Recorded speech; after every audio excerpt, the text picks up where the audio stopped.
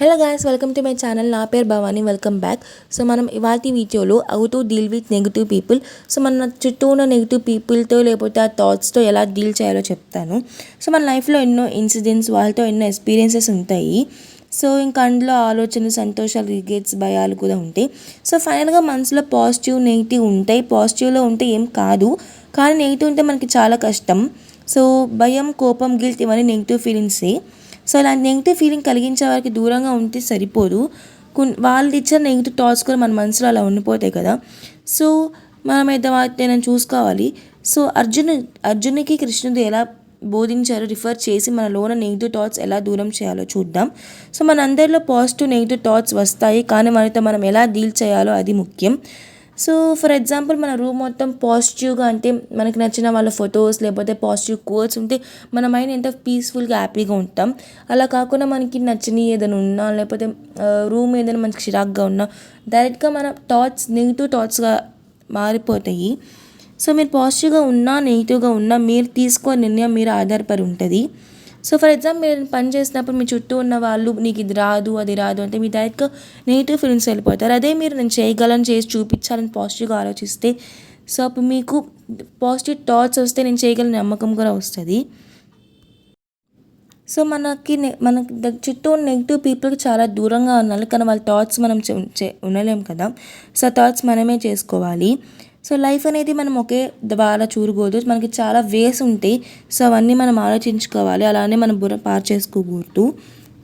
For example, మనకు negative emotions వచ్చినా, మన వాళ్ళు డిఫికల్ట్గా ఉన్నా కానీ మనం వాటిని హ్యాండిల్ చేసుకునే అంటే కెపాసిటీ మనకు ఉండాలి. సో అలా కొన్ని టిప్స్ చెప్తానమాట, మీకు నచ్చితే యూజ్ చేసుకోండి. So first, take responsibility. So మీకు చిన్న చిన్న పనులు ఉంటాయి, అంటే చిన్న చిన్న పనులు మీరు రెస్పాన్సిబిలిటీ తీసుకొని నేను చేసి చూపించాలి అని మీరు మనసులో నేను ఇది చేయాలి అని మీరు రెస్పాన్సిబిలిటీ తీసుకొని మీరు సీరియస్గా పని చేసుకోవాలి. సో తర్వాత పాజిటివ్ కోట్స్, అంటే పాజిటివ్ పీపుల్తో మాట్లాడండి, పాజిటివ్ కోట్స్ చదవండి, యూట్యూబ్లో, గూగుల్లో చూడండి. మంచి మైథాలజీ ఉన్న కోట్స్ వినండి, చదవండి. సో అలా పాజిటివ్ కోట్స్ ఉంటే మన మనసులో ఏమైందంటే పాజిటివ్గా ఫీలింగ్ వస్తుంది. సో తర్వాత మ్యూజిక్. మనం చాలామంది పాజిటివ్లో ఉన్న, నెగిటివ్లో ఉన్న మ్యూజిక్ వింటాం అన్నమాట.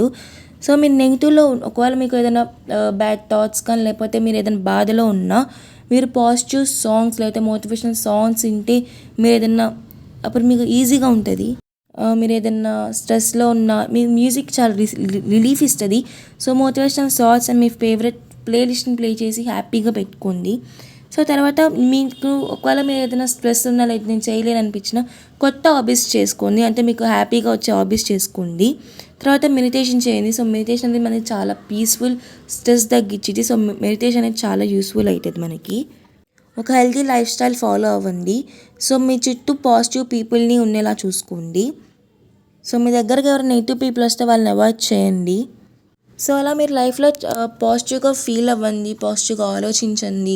ఒకవేళ మీకు ఏదైనా నెగిటివ్ థాట్స్ వస్తే, మీకు నెగిటివ్గా ఏదైనా జరిగినా లేకపోతే ఏదైనా బ్యాడ్ జరిగినా మీరు ఓకే నేను నేర్చుకోవాలి అని మీరు దాన్ని దాటుకొని వెళ్ళిపోవాలన్నమాట. అప్పుడే మనం హ్యాపీగా ఉండగలం. సో మీరు తీసుకునే నిర్ణయం బట్టి మీరు హ్యాపీగా ఉండాలా లేకపోతే బ్యాడ్గా ఉండాలా అని మీరు ఆలోచించుకోవాలి.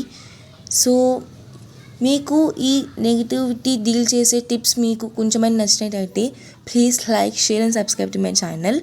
సో నెక్స్ట్ వీడియోలో కలుద్దాం. Bye guys.